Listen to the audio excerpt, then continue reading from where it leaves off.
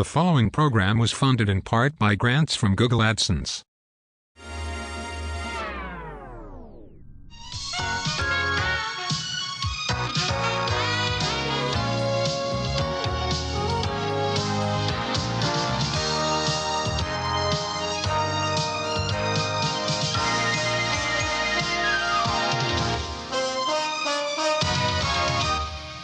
Hello everyone, and welcome back to Season 2 of PTLE. My name is Alden as always, and today we're going to look at Atlanta's PBS WPBA. They're currently the only educational television station in Georgia not owned by Georgia Public Television.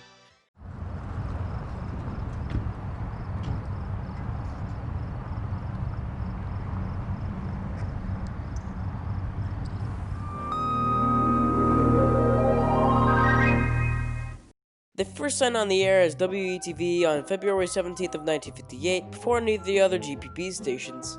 The call sign meant educational television, as you could probably guess. Anywho, much like KOHT, they started out mainly airing telecourses. However, something cool is that watching them could be used as extra credit if you went to college. So if you wanted to flip that F into a B, just flip on the telly and watch some of that newfangled non-commercial educational television. However, they had a problem on their hands 2 years later, on May 23rd of 1960. WGTV was launched by the University of Georgia on that day in Athens. This meant that GTV would become the primary NET affiliate of Atlanta, with ETV becoming a secondary outlet.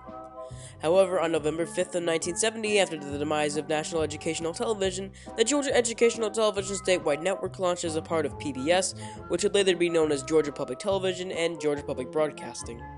A good 14 years later, on May 10th of 1984, Atlanta Public Schools changed the call letters of WETV to WPBA, which stands for Public Broadcasting Atlanta. The next major update to the station came in 2005, when they limited a lot of their PBS output as part of a program differentiation plan held by Atlanta Public Schools between Georgia Public Television and PBA, due to them noticing redundant programming schedules that more often than not confused viewers. However, on July 24th of 2018, the newly renamed PBA was converted into a full-power television station in order to help compete with GPB. They were also able to air any content supplied by GPP, however, they do not plan to simulcast. Alrighty kids, you ready for some logos? Cause we got a lot to cover. I'm not ready because I only had one logo since from 1984 until 1994. I thought I told you to screw off in episode 21. Also, that's very wrong. Not only are the dates incorrect in the logo you mentioned, but there's way more. You on the Wiki Foundry site or the Maharaze site? I like the Wiki Foundry site better. Come on, fuck up and use the news site! No!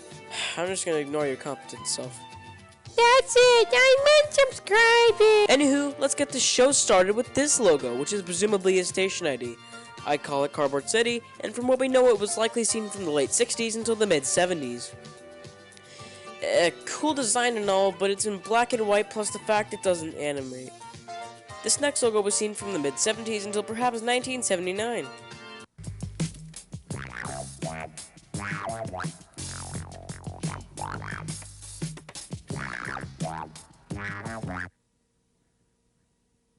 We do get some animation and color, but man, this is weird. The weird animating texture of the 30 combined with the awfully funky jazz music makes this logo look like a shitpost I'd randomly find on my YouTube recommended. However, this next logo is really cool. They must have been on a tight budget back then, so they couldn't invest too much in the motion graphics. But that's what makes the water cavern so special. It was seen from 1979 until 1984.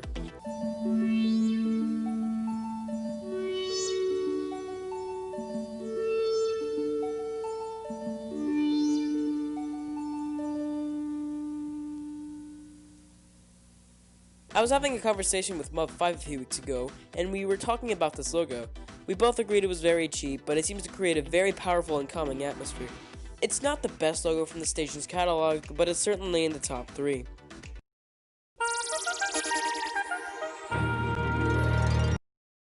In 1984, when they changed the call letters to WPBA, they changed their logo.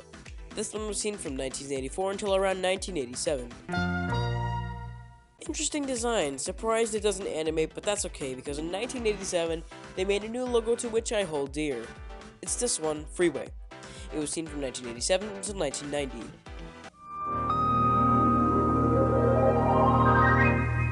I love this logo if you can't already tell. The music is very nice and atmospheric, and while the flame animation may put people off, it's just so darn relaxing otherwise that I don't really care. It's my favorite logo from the station by far. Something really sad though is that for years the only find we had of this logo was from one of those old CLG Wiki Nirvana surprises. You know, the ones with these things.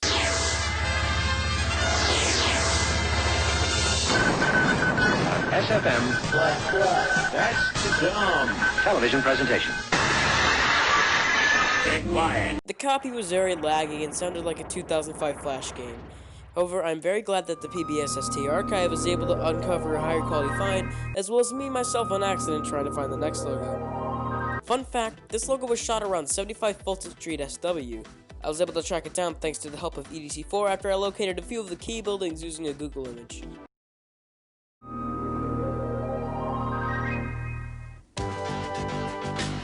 Moving on, this was their local identity for the time. I call it Silver Text. It was seen from 1987 until around 1992. There's two known variants. One is a TV with watching ID, and one is a sign-off. This is Public Broadcasting for Atlanta, Georgia, WPBA Channel 30.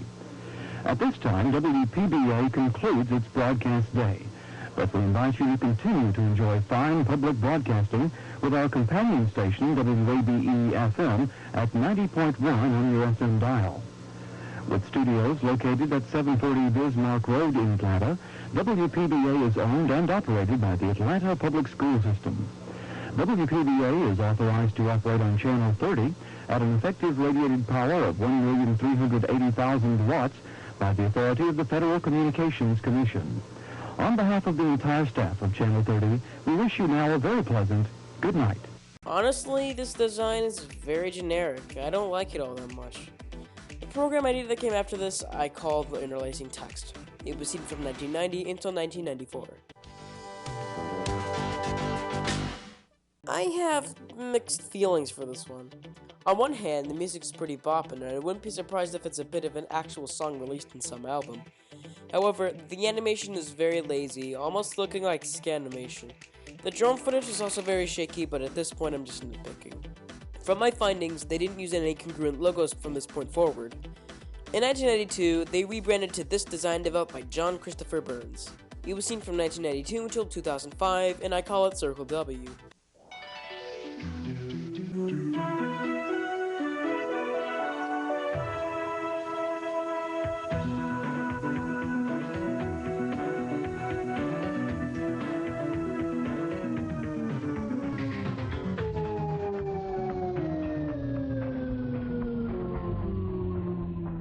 Pretty cool, although the music isn't all too good. In 2005, they changed the style of the logo. It's now flat shaded and loosely in the style of the 2002 PBS rebrand. I'd call it lens flare, and it was seen from 2005 until 2013.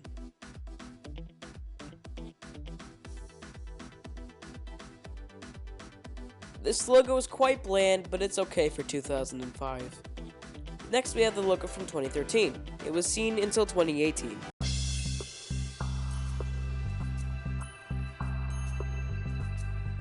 This logo is very bad. The music sounds like stock music, and the copperplate font just makes it all the more worse. In 2018, WPBA was rebranded as ATLPBA. To my knowledge, there isn't a set logo for it, so I'm just going to show what appears to be some sort of in-credit notice.